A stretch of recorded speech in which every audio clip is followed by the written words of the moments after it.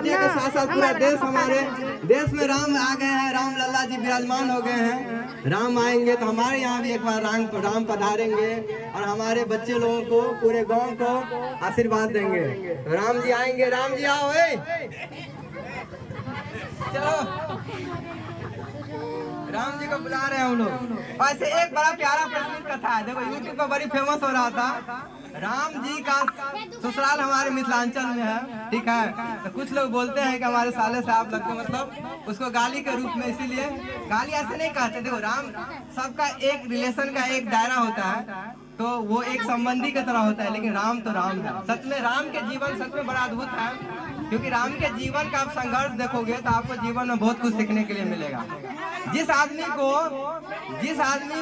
राज का पद मिलने वाला है, उसको बेचारा को जंगल जाना पड़ रहा है, और बिना कंडीशन का। देखो सबसे अद्भुत बात क्या है कि कई मैया उसको भेज देती है, एक पल भी नहीं बोलते हैं, उल्टे बोलती है मैया को, आपको हम पे भरोसा नहीं था कि आपने हमको सीधा क्यों नहीं कहा, आप पिताजी के माध्यम से क्यों करवाए हमको, आप हमको सीधा बोल देते।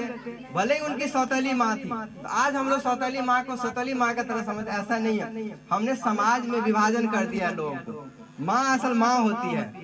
अब हाल ही में पढ़ाई भी हो रहा था 12th वाले में, माँ असल माँ होती है, चाहे मेरी माँ हो या दूसरी की माँ हो या सौतेली माँ हो। हमने समाज में कुछ चीजों को गड़बड़ कर दिया। अगर हम उसको उस भाव से पहले ही इज्जत देंगे तो कभी इस तरह का प्रॉब्लम नहीं होगा। तो इसीलिए फिर भी राम 14 साल तक अनकंडीशनल, एक बार बोले चले गए सीता। और सीता देखो, सीता मैया की सबसे बड़ी त्याग देखो। नहीं तो आज के लड़कियां कहती हम क्यों जाएंगे। अगर किसी का डीएम के साथ शादी हो जाए, अगर मान लो किसी का डीएम यानी कलेक्टर के साथ शादी हो जाए, कलेक्टर कह दे आज हम चले हिमालय, तो तुम लोग बोलेगे ना ना कैसे, हम कैसे जाएंगे हिमालय, बोलोगे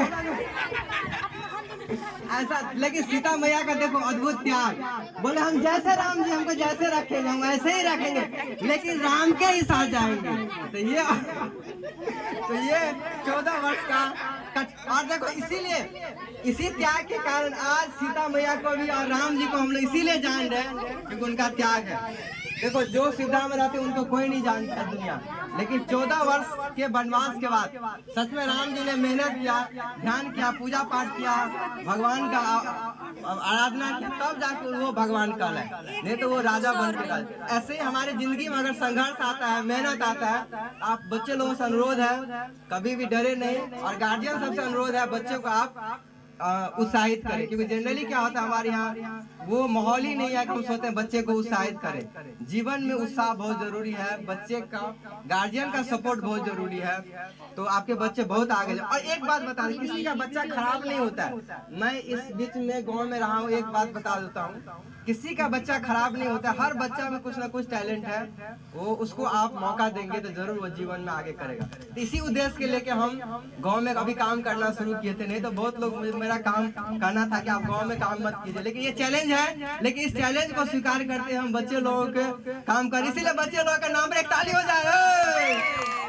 चलिए बच्चे लोग अपना उत्साह खुद ही अति कर रहे हैं। चलिए नेक्स्ट प्रोग्राम किसका है?